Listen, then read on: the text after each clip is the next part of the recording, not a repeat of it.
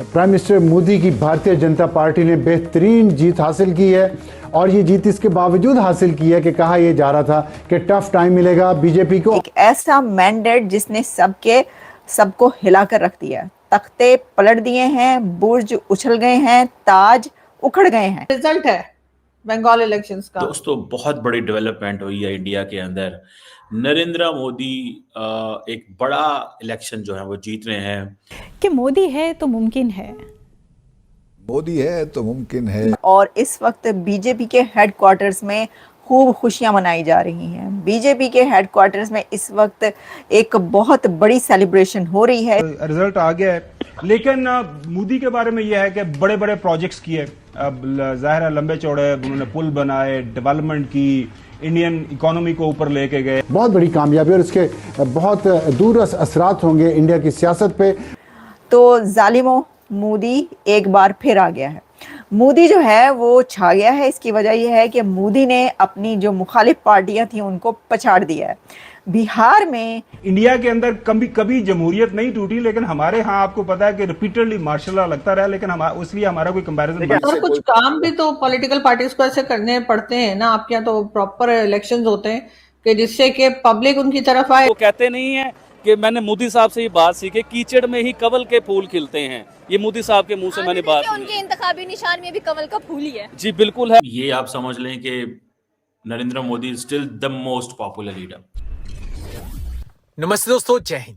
Hindustan special में आपका स्वागत है। दोस्तों, देश के 4 राज्यों और एक केंद्र शासित प्रदेश असम, पश्चिम बंगाल, तमिलनाडु, पुडुचेरी और केरल में विधानसभा चुनाव के तहत मतगणना जारी है। पश्चिम बंगाल में मतगणना के रुझानों में बीजेपी पूर्ण बहुमत हासिल करते हुए दिखाई दे रही है, जबकि टीएमसी सत्ता से बाहर होती हुई दिख रही है। असम की बात करें तो यहाँ भी बीजेपी प्रचंड बहुमत के करीब है। तमिलनाडु में टीवीके सबसे बड़ी पार्टी बनकर उभरी है, जबकि डीएमके के सत्ता के बाहर जाने के संकेत मिल रहे हैं। 3 चुनावी राज्य पश्चिम बंगाल, असम और केरल के विधानसभा चुनाव में मुकाबला काफी दिलचस्प हुआ। असम की बात करें तो वहां मुख्य मुकाबला बीजेपी और कांग्रेस के बीच था। बीजेपी पिछले 10 साल से सरकार में है। वहीं पश्चिम बंगाल में विधानसभा चुनाव की बात करें तो टीएमसी के नेतृत्व में ममता बनर्जी पिछले 15 साल से सत्ता पर काबिज थी, लेकिन इस बार ममता बनर्जी का किला ढह गया है।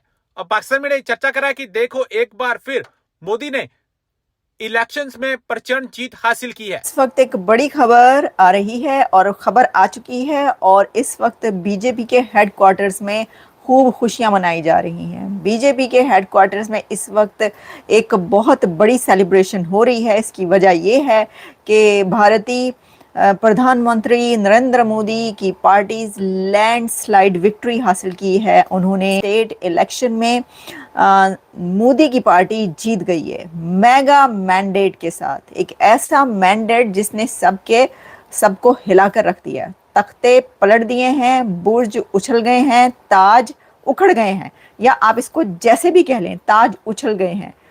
तो जालिमों, मोदी एक बार फिर आ गया है। मोदी जो है वो छा गया है। इसकी वजह यह है कि मोदी ने अपनी जो मुखालिफ पार्टियां थी उनको पछाड़ दिया है। बिहार में मोदी की पार्टी ने लैंडस्लाइड विक्ट्री ली है और इस विक्ट्री पर बड़ी खुशियां मनाई जा रही हैं और बहुत इसको सेलिब्रेट किया जा रहा है। अब देखें, ये इतनी बड़ी जीत, वैसे तो देखें ना, आप कहें कि हाँ ठीक है, उन्हीं की गवर्नमेंट है या वो प्रधानमंत्री हैं, उनका जीतना कौन सा मुश्किल था, जीतना तो उन्होंने था। ऐसा नहीं चल रहा था, ऐसा नहीं चल रहा था, क्योंकि चल ये रहा था कि मोदी नहीं जीतेगा। अच्छा, और मोदी ने जीत के दिखा दिया। हुआ ये कि मोदी ने कहा कि जालिमों, लो जी, जालिमों जो भी कर लो, मैं आ रहा हूं। और मोदी ने कहा मैं आ रहा हूं, और मोदी आ गया। कह रहे इतना वोट पड़ा है, इतना वोट पड़ा है मोदी की पार्टी को कि सब हैरान और परेशान है। Seriously, can you imagine? भाई देखें, मैं तो जो हम देख रहे हैं मीडिया में जो बताया जा रहा है, हम उसको आप तक पहुंचा रहे हैं कि भाई इस तरीके से जीती है मोदी की पार्टी। तो वो कौन था? आ जाए सामने, आप लोग आ जाओ जी, कान फाड़ लो। जो ये कह रहे थे कि मोदी की पार्टी नहीं जीतेगी, मोदी निकल जाएगा, मोदी हार जाएगा। भाई मोदी नहीं हारा, मोदी आ गए। बल्कि मैंने तो बहुत सारे लोगों को जो ज्योतिष और पता नहीं कौन कौन से प्रोग्राम्स करते हैं उसमें ये कहते हुए सुना है कि अगली बार फिर मोदी दी बारी है।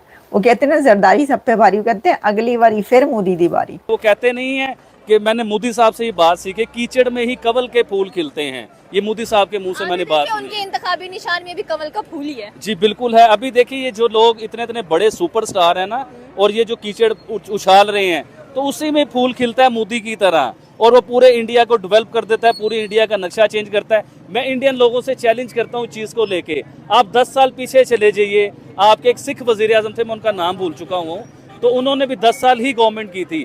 आप उनके दौर को निकाल के देखिए कि क्या आपका मुल्क डेवलप था, क्या आपके मुल्क में सड़कें भी बेहतरीन थी, क्या आपके मुल्क में मेट्रो चलती थी, क्या आपका मुल्क जो है पूरी दुनिया में G20 की मीटिंग करवाता था। देखिए बात ये है कि आपकी बात बिल्कुल ठीक है कि जब किसी को डिग्रेड करना होता है ना, जब आप देखिए डिग्रेड किस बेस पे किया जाता है कि सुपर पावर्स हैं इस दुनिया में, बहुत बड़ी सुपर पावर्स हैं, उनके फैसले चलते हैं, दुनिया के हर मुल्क का वजीर आजम उनके फैसलों को मानता है। तो कई जगहों पे आपने देखा होगा, मीडिया गवाह कि प्राइम मिनिस्टर नरेंद्र मोदी ने वो दुनिया के फैसले नहीं माने थे, उनके एंगेज फैसले किए थे अपनी आवाम के लिए। आज वही लोग वही आवाम को उनके खिलाफ खड़ा कर रहे हैं। आप समझिए चीज़ को। और बड़ी बैड लक होगी इंडियन ऑडियंस के लिए, मैं बात करूं इंडियन की आवाम के लिए, कि आपको आइडिया नहीं है कि आप किस शख्स को खोने वाले हो अगर आप उन्हें वोट नहीं दोगे। क्या कुछ देखा है, हिस्ट्री भी पढ़ी है। सेकेंडली अभी तो मैं आपसे कुछ सवाल करना चाहूंगी, आपने उनके जवाब हाँ या ना में बस देने हैं। ठीक हो गया। पहला सवाल ये, आपको क्या लगता है कि नरेंद्र मोदी ने जो भारत की करेंसी है, जो पैसा है, उसको कितनी वैल्यू दिलवाई है या नहीं? बहुत ज्यादा वैल्यू दिलवाई है। मैं हाँ या ना में थोड़ी सी बात करूंगा। दुनिया में किसी भी कंट्री में चले जाइए मैडम, जब उस मुल्क में इलेक्शन स्टार्ट होते हैं तो उसकी करेंसी डाउन होती है, और वो इस टाइम इंडिया के साथ हो रहा है जिसके ऊपर क्रिटिसाइज किया जा रहा है। तो आप पिछले चंद सालों में चले जाइए ना कि इंडिया की करेंसी कहाँ से कहाँ गई है। पाकिस्तान की करेंसी और इंडिया की करेंसी में आप फर्क चेक कर ले, कितना बड़ा फर्क आया है। तो मैडम ये फर्क आते हैं जब इलेक्शन हो रहे होते हैं। किसने कहा कि मेड इन इंडिया होना चाहिए? प्राइम मिनिस्टर नरेंद्र मोदी ने, उन्होंने एक पूरी मुहिम चलाई। उन्होंने कहा कि वक्ती तौर पे हम दुनिया में पीछे भी नजर आए, वक्ती तौर पे हमारे पास सहूलतें ना भी हों, लेकिन हमने मेड इन इंडिया पे वर्क करना है, अपने इंडिया को मजबूत करना है।